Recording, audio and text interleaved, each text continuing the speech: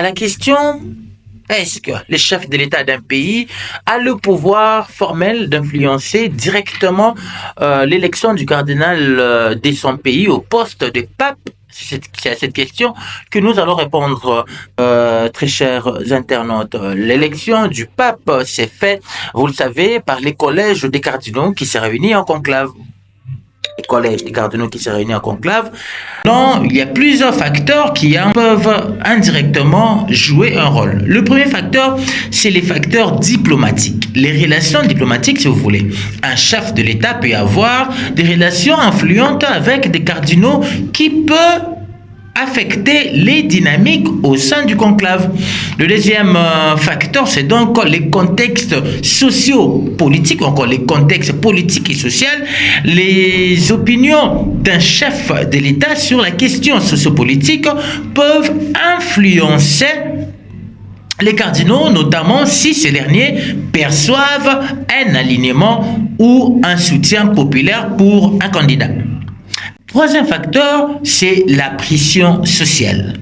Les leaders peuvent également représenter un certain courant d'opinion qui pourrait peser sur le choix des cardinaux, surtout dans les pays où l'Église et l'État ont des liens étroits. Alors, bien qu'il n'ait pas d'influence formelle, des relations et des contextes peuvent jouer un rôle indirect dans le processus électoral. Aussi, il y a cependant des exemples qui démontrent cela. Alors, le premier exemple, c'est donc du pape Pie XII qui a régné, qui a été pape de 1939 à 1958. Alors, le cardinal Eugenio Pacelli, qui devient Pie XII, avait des liens étroits avec le gouvernement italien et les autorités fascistes de Mussolini. Alors, son élection a été perçue comme une réponse à la montée du fascisme en Europe. Et Mussolini a tenté de promouvoir les candidats qui seraient favorables à ces idéologies. Alors, le deuxième exemple, c'est donc l'exemple de Jean-Paul II. Karol Wojtyła, le cardinal de Cracovie, a été élu pape avec le soutien des cardinaux venant de l'Europe de l'Est, dont certains étaient influencés par les contextes politiques de la guerre froide. Selon certaines sources, son élection a également été perçue comme une réponse aux tensions entre l'Église et les régimes communistes, notamment en Pologne, où le soutien du gouvernement polonais à Karol a été significatif.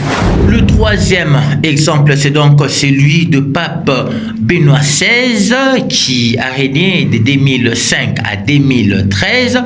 L'élection de Joseph Ratzinger a eu lieu dans un contexte où plusieurs gouvernements européens, notamment ceux ayant la majorité chrétienne, soutenaient les positions conservatrices sur des questions morales.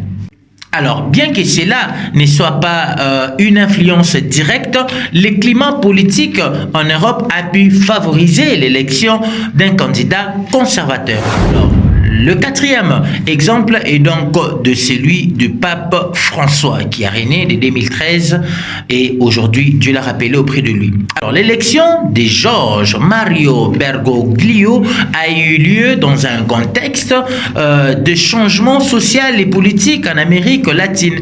Les cardinaux de cette région, influencés par les défis socio-économiques et politiques, ont opté pour un pape qui porterait une voix forte pour les pauvres et les marginalisés, une décision qui pourrait être en partie liée à la dynamique politique de la région.